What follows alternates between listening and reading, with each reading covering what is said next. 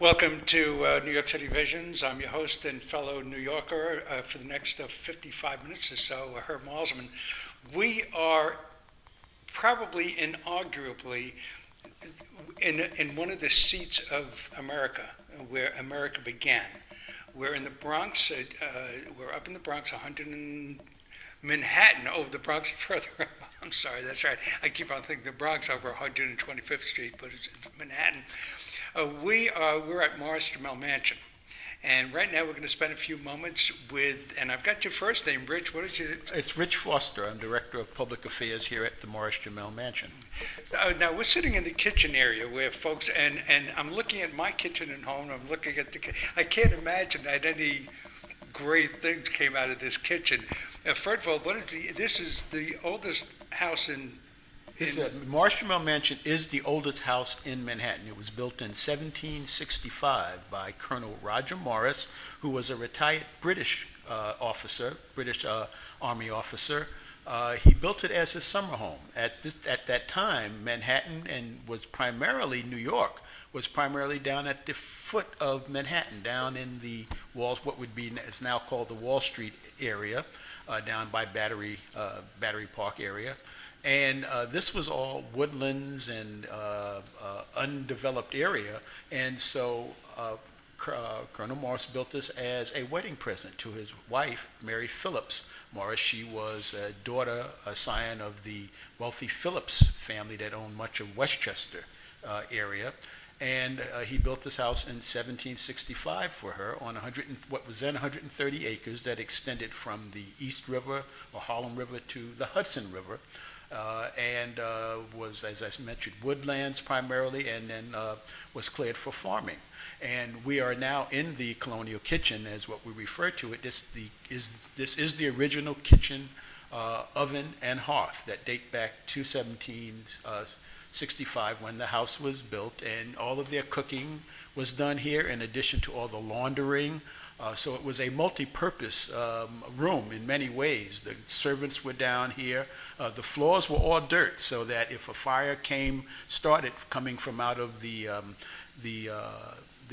fireplace, it could not spread and catch on to the rest of the house. But as you can see over there, Herb, that they also had an iron. There's an old-fashioned iron there. So while cooking, they also would heat the irons, and the slaves and or servants who worked down here at the time would do their laundry, would do the laundry for the house down here.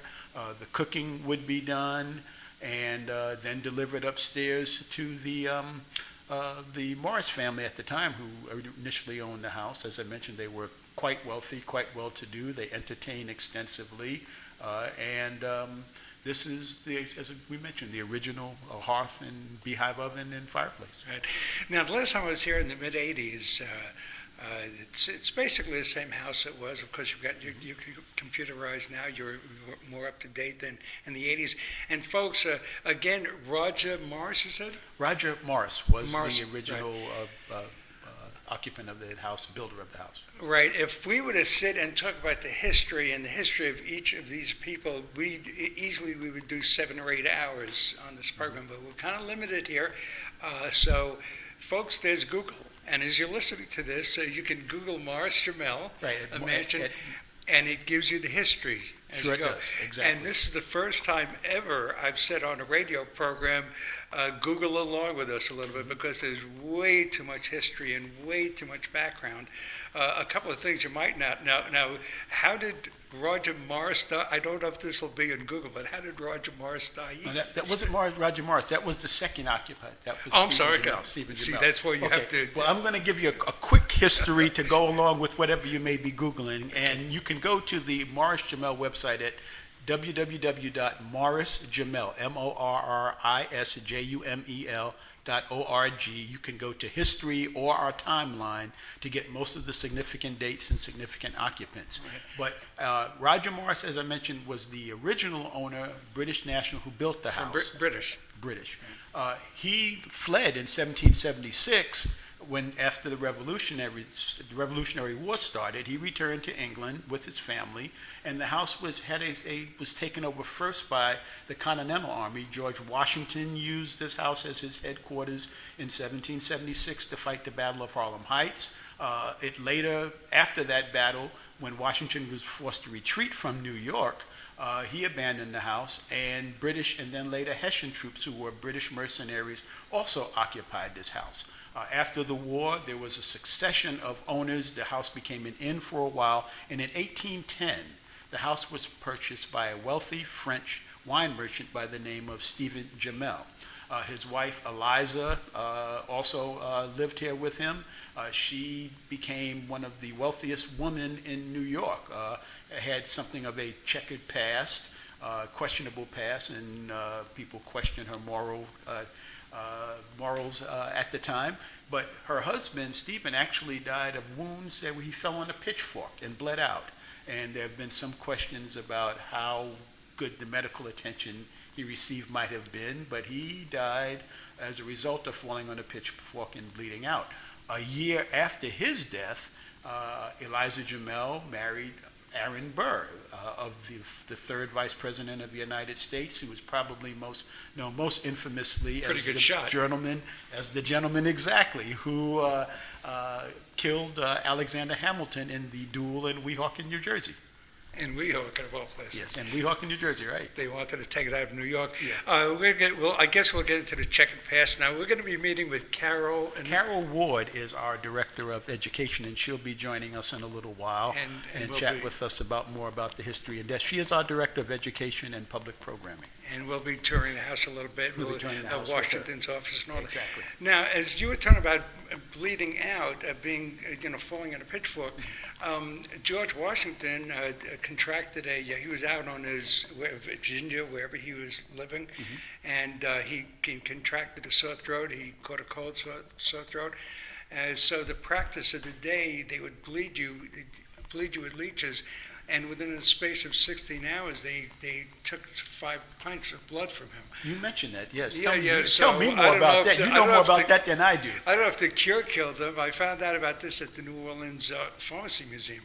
So that's where I learned that. So here's a situation where Jumel, that reminded me of, they bled him out. Right. And Washington kind of went the same way, so it's sort of like there definitely seems to be some strange connections there. Yeah, Mr. Jumel unfortunately was impaled by this pitchfork, and apparently the wound was dressed at one time. Now, apparently during the changing of the wound, it remained open just long enough that he did bleed out. And so it appears from the story that you're telling me, I was not aware of President Washington's situation in Virginia. I know more about his stay here in New York and what he did at this mansion. But it sounds like there are some very strange similarities there. Right. Now, Washington did come back to dine here at least one time, and his guests joining him that evening? That is 100% correct. During the time when New York, as you know, New York was the first capital of the United States before it moved to Philadelphia and subsequently Washington, D.C., President Washington in July of 1790 brought members of his cabinet who included some future presidents of the United States. His Secretary of State at the time was Thomas Jefferson. His vice president was John Adams, who would become the second president of the United States.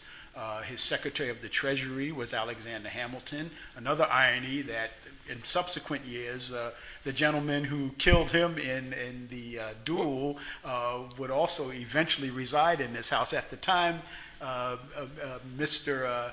Burr had no connections to the house, but Alexander Hamilton at the time was Treasury Secretary, and he also attended that historic meeting here. And Henry Knox was the Secretary of War and a Revolutionary War hero. So all of them were part of the Washington cabinet. He had them here for dinner and a meeting with their families, and so all of those folks have graced the presence of What prompted the duel between Burr and Hamilton?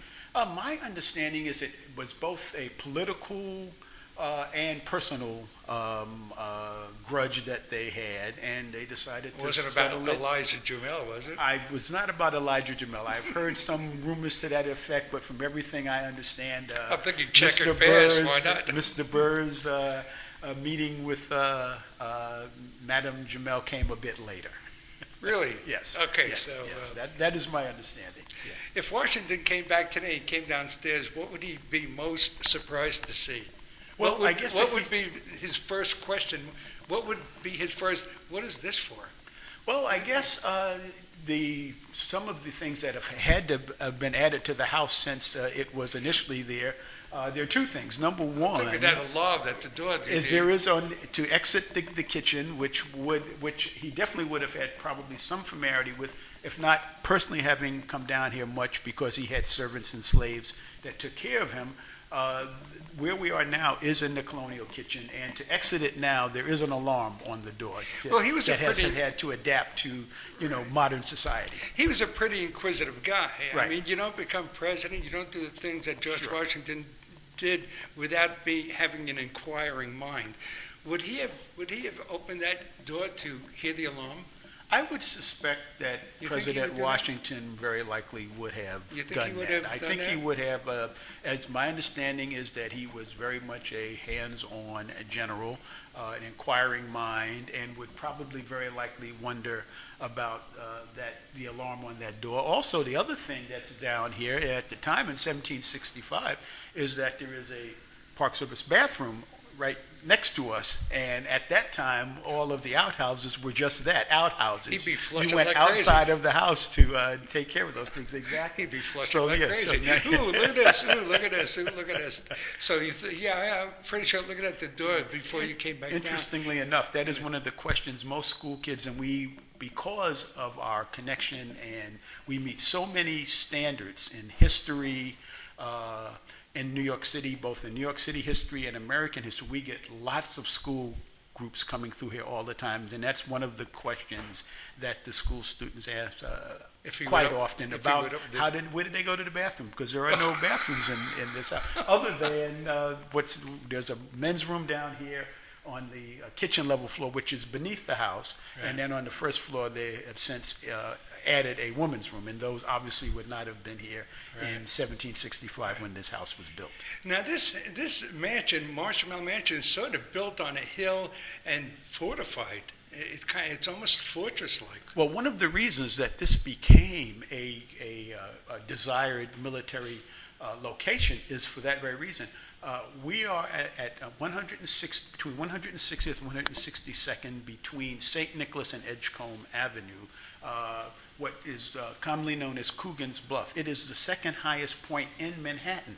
It provided views prior to the construction of high-rise and apartment buildings.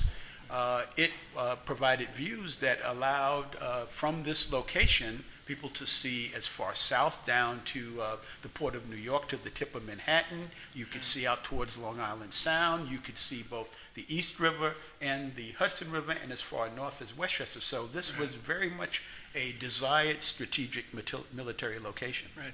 Now I believe Carol Waters is probably there right now, and we're gonna shut down in a moment. Then I'm gonna do a little tour with Carol. We're doing this because you're on a deadline today, and I said, well, let's get started a little bit early, so we'll cut away some of the time.